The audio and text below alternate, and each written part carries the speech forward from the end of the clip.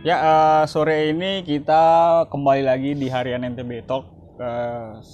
Hari ini kita mempertemukan kedua belah pihak dari kedua pasang calon, Nadi dan Joda. Ada Mas Sugianto di sini dari Nadi dan juga ada Mas Marianto dari tim Joda Akbar. Nah, kali ini kita akan berbicara atau ngobrol santai tentang seberapa kuat kedua kandidat ini dalam menghadapi kontestasi pilkada. Tentunya semua sudah menyusun strategi dan kekuatan dan lain sebagainya. Sebelumnya saya sapa dulu dari tim Nadi, Mas Sugianto, apa kabar? Alhamdulillah, kabar baik pada sore hari ini dan sangat fresh. Sangat fresh, Selalu ya. siap. Selalu siap. Selalu siap. Gimana dengan Bung Anton ini? Sama juga, Marianto. kita lebih fresh, lebih santai setelah menghadapi beberapa tahapan. Alhamdulillah, kita sama-sama dinyatakan sanggup untuk berkontestasi pada 9 Desember nanti dengan berbagai kelengkapan dan tentunya berbagai poin. Intinya kita akan menghadapi pilkada ini dengan sangat sanggup. Sangat sanggup dan sangat siap ya. Sangat tentunya sanggup ya. dan sangat siap. Oke, saya sebelumnya ke ini dulu, Mas Marianto dulu, terkait dengan jumlah partai pengusung. Nah, itu menjadi kemudian ini juga menjadi salah satu kekuatan juga dari masing-masing calon gitu kan. Kita melihat dari jumlah partai pengusung dan juga jumlah kursi di DPR gitu kan. Kalau dari tim Joda sendiri, saya lihat ada 4 partai pengusung. Itu seperti apa? Dari 4 partai itu apakah sudah bisa menjamin kekuatan dari segi kursi di DPR?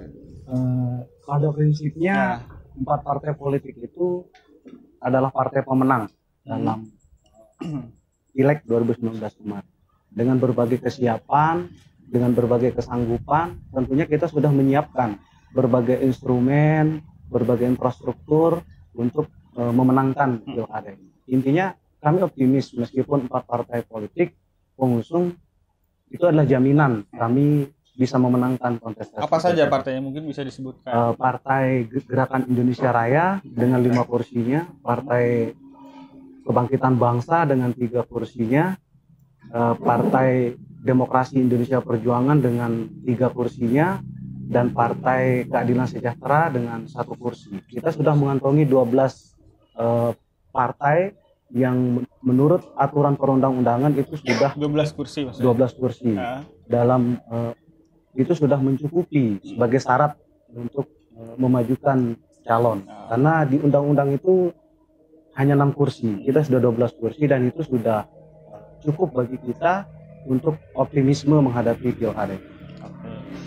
Kalau dari tim Nadi sendiri nih, ke Bang Sugianto ini, dari tim Nadi sendiri ada berapa partai? Bismillahirrahmanirrahim. Bismillahirrahmanirrahim. Assalamualaikum warahmatullahi wabarakatuh. Jadi alhamdulillah pada sore hari ini kita berada di tempat ini, bagian daripada kerja kita bersama bahwa kalau saya ketika berbicara pada sore hari ini, kalau mendengarkan tadi bahwa kan kita yang diangkat tema kita ini adu kuat misalnya, adu kuat. Maka ketika kita berbicara kekuatan, ya, saya ingin menyampaikan kepada masyarakat Lombok Utara bahwa kita tidak sedang beradu-aduan, beradu kuat, Pak ya, karena bahaya sekali dengan bahasa mengadu kuat. Jangan-jangan nanti ego kita yang dimunculkan di situ. Tetapi yang terpenting bahwa ini adalah sebuah pesta demokrasi, pesta rakyat yang oleh negara ini memang diberikan ruang kepada rakyat itu setiap 5 tahun sekali. Bahwa yang saya ingin saya sampaikan pertama adalah ini adalah hal yang biasa saja, jangan dijadikan sebagai hal yang luar biasa. Kalau oleh calon kami sering mengatakan bahwa dalam pilkada ini adalah kita jadikan ajang pilkadanya untuk kita berbuat kebaikan. Maka di sini ada sesuatu yang biasa dan di Lombok Utara ini kita sudah masuk ke 3 kali, Pak, melaksanakan pilkada ini. Yang oleh saya kalau saya ibaratkan usia sekolah 3 kali 15 tahun kita mungkin sudah SMA lah dan mau S1, maka saya anggap masyarakat Lombok Utara cerdas di dalam artinya Nah selanjutnya ketika berbicara tentang kesiapan, Pak, tentu sudah sangat-sangat siap saat ini. Pertama berbicara partai, kita memiliki 18 kursi, Pak. Kita dengan partai politik yang mendukung kita. Tentu ini adalah partai pemenang. Nah, keyakinan kami dengan 18 kursi ini kita memiliki di atas 50%, hampir 60% suara masyarakat Lombok Utara tergabung di sana. Selebih daripada itu bahwa tim relawan kami alhamdulillah bergerak sangat masif pergerakannya. Kita punya banyak sekali relawan-relawan yang kalau disuruh saya menyebutkan satu persatu dengan detail tim relawan ini, saya menjadi cukup repot. Maka saya harus bawa buku. Pada sore ini saya tidak membawa buku seperti Bang Anton ini. Karena saya jujur tidak ada persiapan untuk melakukan ini. Saya hanya dihubungi barusan, makanya saya terlambat, Bang. Bukan keterlambatan ini, mohon maaf, bukan sengaja-ngaja lah. Tidak, tapi memang baru saya dihubungi. Tidak ada hal yang harus saya persiapkan untuk kita berbicara tentang perjuangan ini, karena memang kita sudah sangat siap. Saya disuruh bicara di tempat ini, maka saya sampaikan seperti itu. Maka paket kami namanya paket Nadi ini, Dr. Najmul Ahyar dan Bapak Haji Suwardi ini sudah sangat siap di dalam tarung pilkada pada 9 Desember yang akan datang ini. Dan kami punya keyakinan, insya Allah, bahwa ini adalah kerja manusia. Tentu Tuhanlah yang akan menentukan kerja manusia ini. Tapi kalau kita lihat dari pergerakan dan yang kita lakukan, insya Allah kami punya keyakinan 9 Desember itu paket Nadi ini akan kembali dipercayakan oleh masyarakat Lombok Utara untuk melanjutkan amanah yang sudah di. Oke, artinya kedua paslon ini sudah sangat siap dan sangat karena sangat optimis juga. Karena kita sudah masuk dan diterima oleh KPU. Oke. Terkait partai, banyak kemudian desas-desus, kemudian ya kita tahu sendiri mungkin menjadi bahan omongan publik juga terkait partai yang kemudian dia ke kubu sebelah, tapi isinya ke kubu sebelah gitu kan. Nah, seperti juga contohnya misal Hanura sendiri yang sampai saat ini kita belum dapat klarifikasinya seperti apa gitu. Apakah Hanura ini ada yang kemudian mengklaim Hanura itu sebenarnya kejoda, toh ketuanya dijoda gitu dan lain sebagainya. Terus kemudian Hanura ini sebenarnya ke Nadi gitu. Karena yang memegang SK adalah dari ketua yang baru gitu. Nah, itu seperti apa ini konflik Hanura ini? Mungkin dari tim Nadi dulu. Ya, kalau berbicara konflik partai, yang namanya kita politik nih Pak, dan semua orang punya hak. Tetapi kalau tiba-tiba menyebutkan nama partai itu misalnya, maka tentu yang kita lihat adalah orang yang memegang kewenangan untuk menyampaikan itu. Artinya karena partai ini kan sebuah organisasi yang dilindungi oleh undang-undang, kalau kita mau menyebutnya maka harus juga ada alas kita menyebutnya. Maka tentu di sini ketika Hanura mengatakan di Nadi dan dia menunjukkan SK-nya dan kita terima sehingga bisa dipakai untuk masuk ke KPU sebagai partai pendukung, Pak, karena dia tidak punya kursi, tidak punya praksi di Kabupaten Lombok Utara, tapi dia punya suara karena dia mengikuti pemilu pada tahun yang lalu. Dan diterima oleh KPU. Nah, perkara ada orang yang mungkin menyebut-nyebut itu, ya semua orang punya hak untuk berbicara, ya tinggal publik saja yang menilai.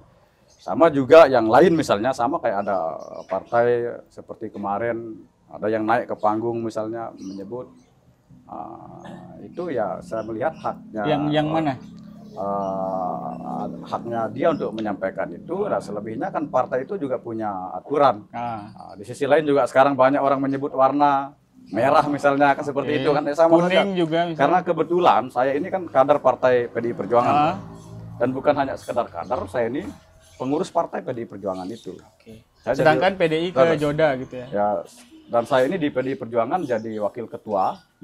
Dan kemarin ketika proses pendaftaran pilkada ini saya dipercayakan oleh partai itu menjadi ketua panitia penerimaan calon waktu itu kan. Tetapi ketika saya mengambil keputusan politik, ini adalah keputusan politik pribadi saya. Yang tidak tiba-tiba saya membawa nama partai. Bisa dicek di setiap orasi saya tidak pernah menyebut partai itu. Tetapi ketika orang melihat saya, maka cenderung orang, ayolah itu orang merah. Tapi maka saya standarkan orang-orang saya, jangan sekali-kali menyebut lambang itu. Tetapi kalau menyebut warna merah, karena warna ini saya bilang adalah milik Tuhan. Warna ini adalah milik Tuhan, adalah menjadi hak semua orang untuk boleh mengaguminya. Tetapi kalau ada orang yang terganggu pikirannya karena saya menyebut warna merah itu, ya maka saya katakan mungkin orang tersebut lagi keliru cara berpikirnya. Dari tim Nadi sendiri tidak terganggu dengan warna kuning gitu? Kami melihat itu hanya, saya katakan kami tidak pernah melihat itu sebagai sesuatu yang luar biasa. Hal yang biasa-biasa saja, karena mungkin orang itu mau mengekspresikan dirinya, kami tidak melihat itu sebagai hal yang sangat luar biasa. Sekarang dan di samping itu juga kenapa dia tidak luar biasa, orang itu sudah kita ukur juga. Kita tahu orang itu siapa, kemarin dia ikut pileg misalnya, ternyata suaranya hanya 100 misalnya kan, ngapain kita terganggu. Tetapi kalau dia adalah anggota legislatifnya, yuk kita pikirkan. Tetapi sejauh ini alhamdulillah semua partai yang mendukung paket Nadi ini adalah solid bergeraknya untuk paket Nadi. Baik, kita ke Bung Anton. Gimana kemudian melihat kisruh ya semacam klaim-klaim yang kemudian mengatakan partainya ke timur, orangnya ke barat atau sebaliknya begitu. Itu seperti apa dari tim Joda sendiri memandang? Kalau saya ini bagian dari dinamika ya. Ini kan soal konstelasi yang mulai sedang memanas. Jadi kalau dinamika yang berkembang saat ini misalnya, ini kan partai politik. Partai politik itu adalah sebagai kendaraan bagi kita untuk masuk ke ruang yang namanya demokrasi, pemilihan legislatif, pemilihan presiden, pilkada, dan seterusnya. Tetapi kalau dalam konteks yuridisnya misalnya, misalnya mereka menyatakan sikap ke salah satu partai politik, lalu mereka mengarahkan dukungan ke salah satu paslon yang tidak didukung oleh dia. Itu kita tidak berhak masuk ke internal partai tersebut, karena itu ada anggaran dasar, anggaran rumah tangga partai tersebut. Langkah-langkah hukum yang akan diambil seperti apa, langkah-langkah politik seperti apa, langkah-langkah sosialnya seperti apa, itu hak kembali ke internal. Tetapi pada prinsipnya, kenapa kemudian dinamika itu berkembang? Bagi kami, inilah Joda Akbar. Dia seperti magnet saat ini, seperti magnet yang menghipnotis publik saat ini, sehingga berbagai kelompok, organisasi, partai politik, pengusung lawan pun masuk ke kita. Itu bagian dari adalah upaya kami bahwa memang Joda Akbar ini sedang dinanti-nanti oleh masyarakat Lombok Utara pada prinsipnya. Sehingga melihat perkembangan kabupaten kita yang saat ini, ya kita tahu sendiri bagaimana situasi dan kondisinya, kita sudah tahu sendiri, dan itu kemudian publik mengukur. Bagaimana situasinya? Ya, Mas merasakan sendiri, saya tidak berhak menjustifikasi, dan saya merasakan sendiri. Publik kemudian memiliki alat ukur. Masyarakat ini memiliki alat ukur sebagai basis elektoral. Masyarakat ini adalah basis elektoral yang saat ini menentukan sikapnya kemana. Begitu juga partai politik misalnya. Seperti yang dibilang saudara saya Sudito, betul. Itu hak soal warna, itu warna bukan warna partai politik. Merah misalnya sudah ada, kuning sudah ada sebelumnya. Tetapi ini kita berbicara soal konstelasi saat ini. Kenapa kemudian orang-orang berbondong ke tim Joda Akbar misalnya? Itu Joda Akbar ini seperti magnet saat ini. Publik kemudian menilai, memilah Joda Akbar ini seperti apa. Mungkin inilah yang kemudian masyarakat maupun dari partai-partai pengusung yang non-kader misalnya, tetapi partisan sifatnya. Kalau non-kader bisa saja partai akan mengambil tindakan hukum, memberhentikan dan seterusnya kan. Itu kan hak partai politik, kita tidak akan masuk ke ruang itu. Tetapi ini kita melihat dinamika dan euforia yang sedang berkembang di daerah kita saat ini luar biasa. Joda Akbar ini sedang dinanti oleh publik.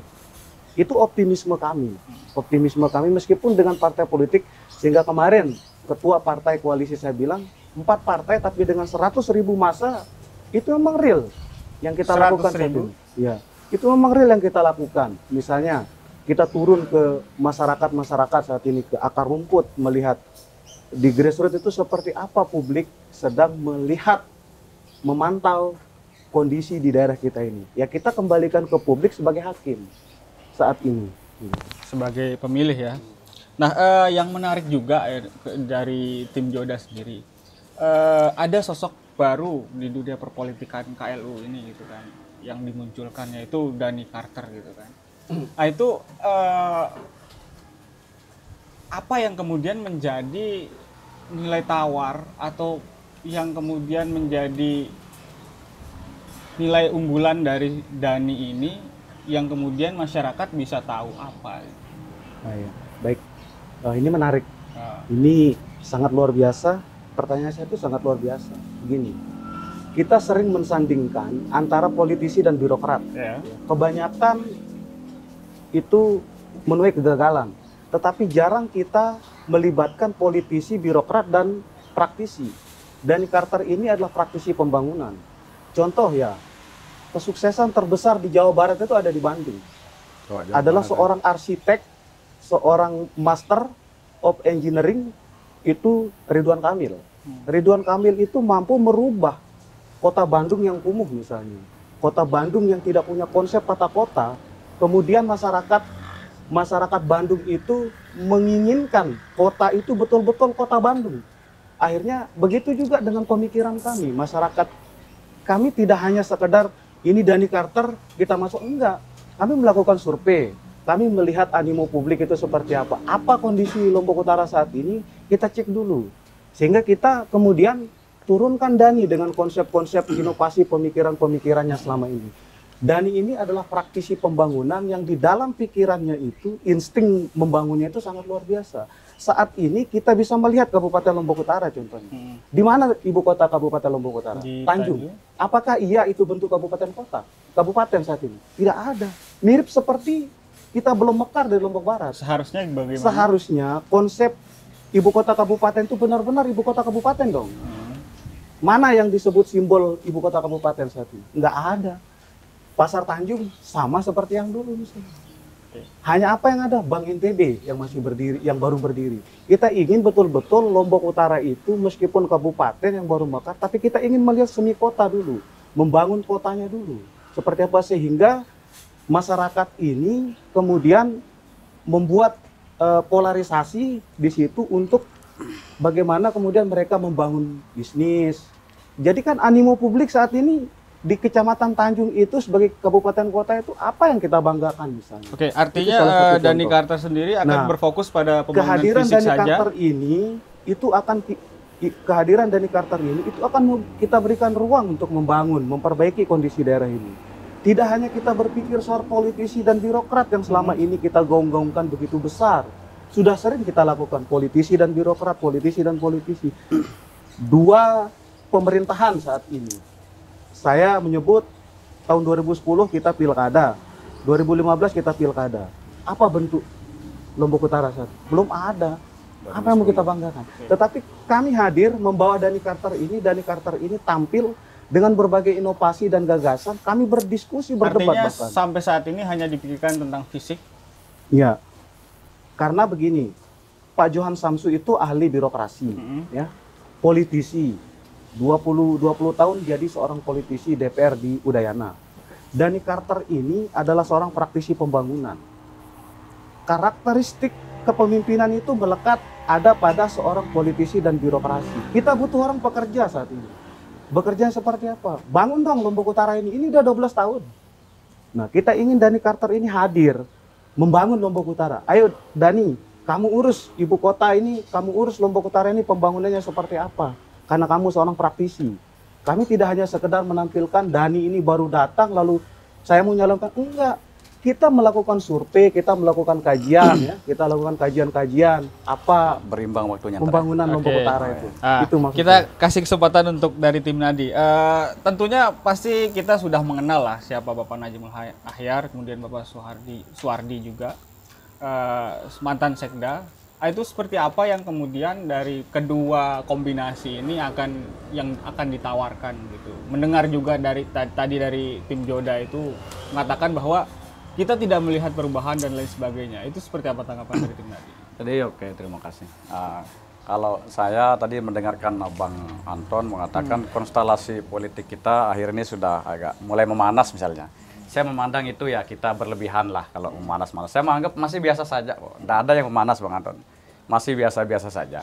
Karena bicara pilkada ini kita memilih pemimpin maka kita adalah adu pemikiran, adu konsep, adu gagasan. Itulah yang ditawarkan kepada masyarakat. Sama dengan tadi ketika Bang Anton mengatakan kondisi Lombok Utara saat ini, dan tadi juga Bang Anton mengatakan kondisi Lombok Utara setelah pemilihan 2010, maka kita tanya Bang Anton, siapa bupatinya 2010? Ya, dan Bang Anton tadi mengatakan bahwa sampai pada saat ini ya, tidak ada wajah Lombok Utara sejak dari pilkada 2010, 2012. Artinya semua. Tetapi ingin saya sampaikan bahwa keempat orang ini tentu adalah orang-orang baik. Semua dia adalah orang-orang putra terbaik Kabupaten Lombok Utara. Karena dari sekian ratus ribu masyarakat Lombok Utara saat ini hanya 4 ini yang muncul. 2 menjadi calon bupati, 2 orang menjadi calon wakil bupati. Kedua orang ini sudah dilihat kerjanya seperti apa. Maka berbicara tahun 2019 ini, siapapun dia pemimpinnya, sehebat apapun 2020. 2020 ini, siapapun dia pemimpinnya, pasca bencana gempa, ditambah lagi pasca bencana COVID-19, saya berbicara yang sederhana saja, tidak mau yang lebih-lebih, yang tinggi-tinggi. Siapapun dia pemimpin kita, sehebat apapun dia, maka tentu konsentrasi berpikirnya adalah recovery gempa.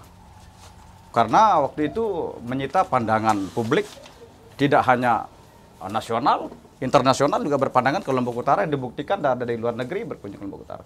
Maka saya lihat, siapapun pemimpinnya, pasca gempa itu kalau berpikir membangun kantor, yaitu pemimpin yang kurang sehat cara berpikirnya. Itu menurut saya. Lantas apa yang kemudian menjadi penawaran dari tim Nadis? Nah, yang kedua sekarang bahwa kami selalu menyampaikan seperti itu di dalam pilkada ini, sampaikanlah ide dan gagasan itu mau dibawa kemana Kabupaten Lombok Utara. Itu yang oleh saya belum lihat. Jujur, sebelumnya itu saya pernah berada di tempat yang lain. Saya pernah tawarkan apa yang ditawarkan kepada publik Lombok Utara ini. Tadi misalnya, saya akan bangga mendengarkan Bang Anton kalau berani menyampaikan. Kalau pasangan kami menang, dia akan bangun kantor bupati lantai 2. Kami akan ciptakan ini. Ketika berbicara tentang, makanya itu yang publik sedang tunggu-tunggu sampai saat ini. Sehingga saya di beberapa kali saya berorasi, saya selalu menyatakan seperti itu. Sampaikan kepada saya, satu saja kampanye tetangga ini yang menyampaikan akan bekerja, akan membangun apa di Lombok Utara. Belum saya dengar. Nah, tetapi kami selalu dikritik dengan mengatakan Pak Najemul tidak bekerja tentang visi misi. Maka pada kesempatan ini izinkan saya menjelaskan tentang visi misi ini. Karena ya sebentar. Saya punya pahaman begini. Yang namanya visi itu impian, Pak kan? Dulu Dr. Najemul Ahyar visinya adalah ingin menjadikan KLU hebat. Yang pada waktu itu Bang Anton ini adalah orang yang paling keras menyampaikan misi itu. Saya waktu itu berada pada ruang lain, yang waktu itu saya mengatakan sungguh-sungguh Pak. Saat itu saya berada di situ, dan kami tidak membeberkan visi misi itu. Nah, Dr. Najemul Ahyar pada pilkada kala itu menyampaikan kami akan membangun.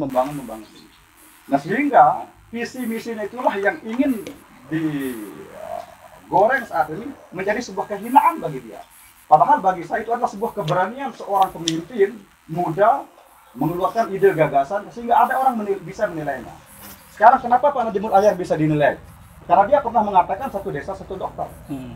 Yang sekarang kami pun tidak tiba-tiba mengatakan sosialisme, tidak. Kami akui memang baru 15 yang ada, yang dulu sempat 22 dokter. Maka pertanyaannya, bagaimana yang desa yang belum? Dilanjutkan. Yang kedua disampaikan di sana, kok tidak ditempatkan di desa? Nah, itu persoalan kita. Nah, lalu kalau sebelah mengatakan tidak suka dengan satu dokter satu desa, apa yang ditawarkan kepada masyarakat Lombok Utara? Saya ingin sampaikan begini. Sekarang kita berbicara tentang Pak Najemul gagal satu dokter satu desa. Pertanyaan saya, pemerintahan sebelum Pak Najemul Ahyar, saya tanya, berapa jumlah dokter Lombok Utara? Ya, kita tahu. Nah, ini yang oleh saya katakan sesuatu yang harus saya sampaikan kepada rakyat Lombok Utara untuk diperjelas. Perkara ada yang belum selesai, ada yang itu belum. Betul, dan kami akui. Dan Pak Najemul Ahyar menyampaikan kepada kami sebagai pejuangnya, sampaikan apa adanya. Nah, itu satu. Yang kedua, berbicara visi misi ini Bapak sekalian, Anda saya sampaikan seperti ini. Umpama saya ini bermimpi, dulu saya masih SD ditanya oleh guru saya, Pak Ugi, apa mimpimu? Waktu itu saya cita-cita saya mau jadi bengkel. Betul, saya mau jadi bengkel. Kenapa? Karena saya pernah bawa sepeda ke bengkel itu, dia putar bautnya hanya 2 kali, putar bautnya saya bayar 1.000 masa itu. Tahun 90-an. Dan uang 1.000 itu besar. Oh, ini berarti bengkel ini banyak uang. Maka saya berpikir itu cita-cita saya. Sehingga saya sekolah dari SD, itu misi saya. Sekolahlah saya SMP, sekolahlah saya, setelah itu saya masuk STM, Pak. Saya tidak berpikir mau jadi sarjana karena mimpi saya hendak jadi bengkel. Saya sekolahlah STM. Begitu saya tamat STM, ternyata sekarang saya tidak menjadi bengkel, Pak. Oke, kita sudah membahas Bapak. Saya menjadi seperti ini. Lalu apakah saya salah? Apakah saya berdosa atas visi itu? Ini yang ingin dijelaskan kepada masyarakat Kabupaten Lombok Utara, tidak tiba-tiba digoreng menjadi dia berjanji. Nah, pertanyaan saya, pemimpin sebelum Pak Najimul Ahyar ini, karena dia tidak berani menyampaikan visi misinya gamblang kepada rakyat, tidak bisa kita menilainya. Saya minta sebutkan apa lebihnya sebelum itu. Tetapi hanya perasaan yang dibangun mempengaruhi semua ruang opini rakyat ini, lalu mengatakan Najimul Ahyar ini pemimpin yang seperti apa tuh, Bang? Oke, boleh kita minum dulu aja, santai. Jangan biar nggak terlalu panas. Yang saya lihat menarik. Oke, kita minum. Ya.